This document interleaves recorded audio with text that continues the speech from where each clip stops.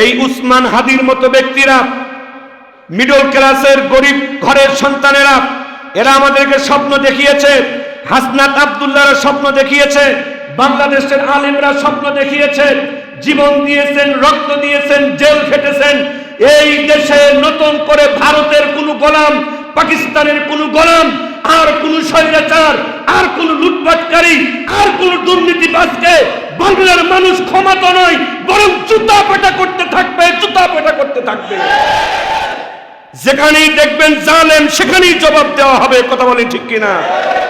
যদি সবাই মিলে জালেমদেরকে জবাব না দেন, দুর্নীতিবাজদেরকে জবাব না দেন, উসমান হাদির মতো দেশপ্রেমিক, ইসলাম প্রেমিক এমন সন্তানদের জীবন যাইতে থাকবে। কথা বলে ঠিক কিনা? আমরা আর দেশপ্রেমিক কোন সন্তানকে হারাতে।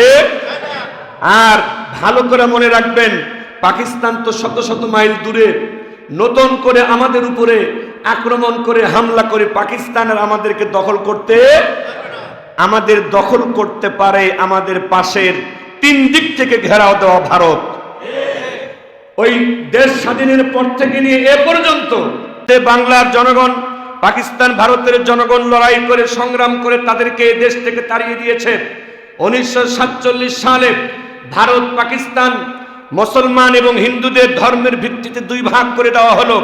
আমরা আশা করেছিলাম যে এখন মুসলমান নেতারা পাকিস্তানকে পরিচালনা করবে, আমাদের দেশের লোকেরা করবে। এখন তো আর ব্রিটিশ নাই, আমাদের উপরে জুলুম হবে না। কিন্তু 47 সাল থেকে 1971 সাল পর্যন্ত 23টা বছর পাকিস্তানে যারা শাসন করেছে তাদের নাম ছিল মুসলমানের নাম। তারা আমাদের দেশের মানুষই ছিল, কিন্তু 23 বছরও তারা আমাদের উপরে জুলুম, অত্যাচার, নির্যাতন বন্ধ করে নাই। 71 সালের 9 মাস বাংলার দামাল ছেলেরা, লুঙ্গি পরা লোকেরা, গামছা পরা লোকেরা, গেঞ্জি গায়ে দেওয়া লোকেরা, ডাক্তার তেমন ছিল না, ইঞ্জিনিয়ার তেমন ছিল না, তেমন নেতাদেরকেও খুঁজে পাওয়া যায় নাই। গরিব মানুষগুলো খালি পায়ে বন্দুক হাতে নিয়ে পাকিস্তানি স্বৈর শাসককে তাড়িয়ে দিয়েছিল। সেখান থেকে নিয়ে আজ 54 বছর পাকিস্তান বাংলাদেশে নাই, কিন্তু বাংলাদেশে লুটপাট এখনো আছে, বাংলাদেশে ভোট ডাকাতি এখনো আছে, জুলুম এখনো আছে, মেরে খাওয়া এখনো আছে, ধর্ষণ এখনো আছে।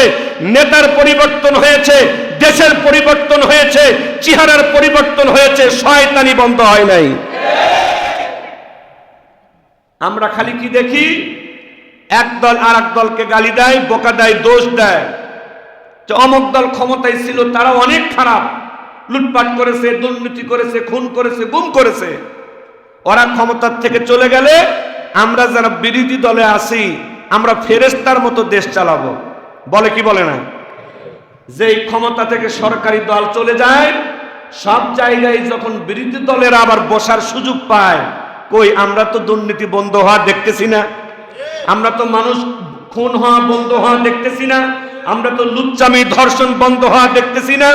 ওই ঘুরে ফিরে আগের দল পরের দল যদি শয়তানি বন্ধ না হয়, আমরা মনে করব আগের জালেম, এখন জালেম, সব জালেম। এই জালেম, এই জুলুম, এই স্বৈরাচারী বাংলার মানুষ আর দেখতে। এই উসমান হাদির মতো ব্যক্তিরা, মিডল ক্লাসের গরিব ঘরের সন্তানেরা, এরা আমাদেরকে স্বপ্ন দেখিয়েছে। হাসনাত আব্দুল্লাহরা স্বপ্ন দেখিয়েছে, বাংলাদেশের আলেমরা স্বপ্ন দেখিয়েছে, জীবন দিয়েছেন, রক্ত দিয়েছেন, জেল খেটেছেন।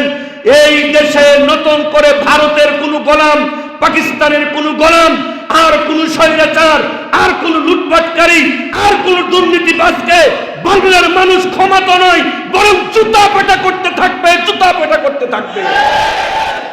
যেখানেই দেখবেন জালেম, সেখানেই জবাব দেওয়া হবে। কথা বলেন ঠিক কিনা? যদি সবাই মিলে জালেমদেরকে জবাব না দেন, দুর্নীতিবাজদেরকে জবাব না দেন, উসমান হাদির মতো দেশপ্রেমিক, ইসলাম প্রেমিক এমন সন্তানদের জীবন যাইতে থাকবে। কথা বলে ঠিক কিনা? আমরা আর দেশপ্রেমিক কোন সন্তানকে হারাতে। আর ভালো করে মনে রাখবেন, পাকিস্তান তো শত শত মাইল দূরে। নতুন করে আমাদের উপরে আক্রমণ করে, হামলা করে পাকিস্তানের আমাদেরকে দখল করতে পারে। আমাদের পাশের 3 দিক থেকে ঘেরাও দেওয়া ভারত। ওই দেশ স্বাধীনের পর থেকে নিয়ে এ পর্যন্ত স্বাধীনতা যুদ্ধে তারা যতটুকু সহযোগিতা করেছে নিজেদের স্বার্থেই সহযোগিতা করেছে। সাদেক হোসেন খোকা ঢাকার সফল মেয়র ছিলেন, তার ছেলে ব্যারিস্টার ইঞ্জিনিয়ার ইশরাক গতকালকে পরশুদিনও তিনি বক্তব্য দিয়েছেন। তার বাবা খুব দেশপ্রেমিক লোক ছিলেন, সাদেক হোসেন খোকা বীর মুক্তিযোদ্ধা ছিলেন। ইঞ্জিনিয়ার ইশরাক বলেছেন যে ভারত ৭১ সালে আমাদেরকে সহযোগিতা করেছে আমাদের স্বার্থে না, ভারত নিজের স্বার্থে সহযোগিতা করেছে। কিন্তু ৭১ সালের পর থেকে নিয়ে আজ ৫৪ বছর এই ভারত আমাদেরকে ভাতে মারতে চায়, পানিতে মারতে চায়। ভাতে কিভাবে মারে? যখন তখন চাউল রপ্তানি করা বন্ধ করে দিয়ে চাউলের দাম বেড়ে দেয়, পেঁয়াজ দেওয়া বন্ধ করে দিয়ে পেঁয়াজের দাম বেড়ে দেয়, ফারাক্কায় বাঁধ দিয়ে, বিভিন্ন নদীর উপরে বাঁধ দিয়ে বাংলাদেশে পানি ঢোকা বন্ধ করতেছে কোন দেশ? বাংলাদেশের মানুষকে সীমান্তে গুলি করে করে হত্যা করতেছে কোন দেশ? বাংলাদেশের যেই সরকার ক্ষমতায় থাকে এই সরকারকে গোলাম বানিয়ে রাখে কোন দেশ? একের পর এক আমাদের সামনে পরিষ্কার হয়ে গেছে, আমাদের এখন একমাত্র শত্রুর নাম হলো ভারত।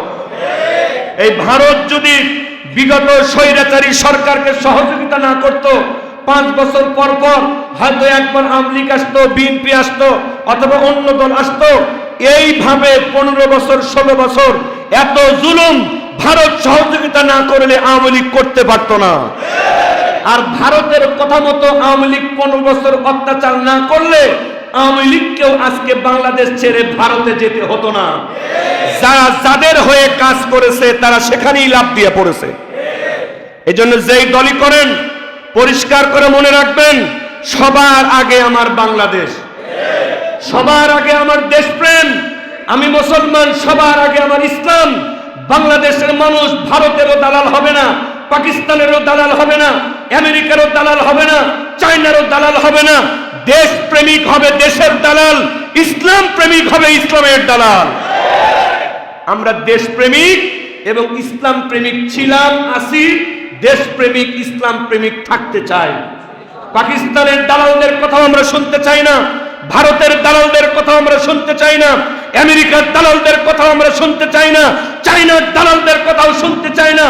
দেশ প্রেমিক কোন সন্তান তার দেশকে অন্য দেশের হাতে তুলে দিতে পারে না, পারে না, পারে না। জীবন চলে যেতে পারে, রক্ত ঝরতে পারে, হাত পাও নাই হতে পারে।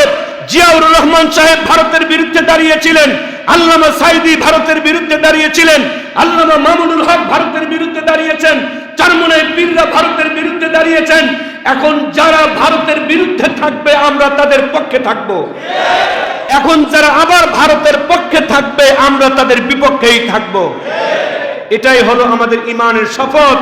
আল্লাহ পাক সাহস দিয়েছেন, তাদেরকে নয় বরং আমাকে ভয় করো, আমি আল্লাহ তোমাদের সাহায্যকারী হয়ে যাব ইনশাআল্লাহ। আমরা সকলেই একাত্মবদ্ধ হয়ে যাই দেশের পক্ষে, ইসলামের পক্ষে। যে যেই দলই করুক দেশের পক্ষে থাকতে হবে, যে যেই দলই করুক ইসলামের পক্ষে থাকতে হবে। দেশের পক্ষে না থাকলে, ইসলামের পক্ষে না থাকলে ওই দল, ওই নেতাকে আমাদের ঝাড়ুদার বানানোর প্রয়োজন নাই। আল্লাহ পাক আমাদের সকলকে সঠিকটা বুঝে সেই অনুযায়ী দেশপ্রেম নিয়ে, ইসলাম প্রেম নিয়ে চলা তৌফিক দিন। সকল বলি আমিন।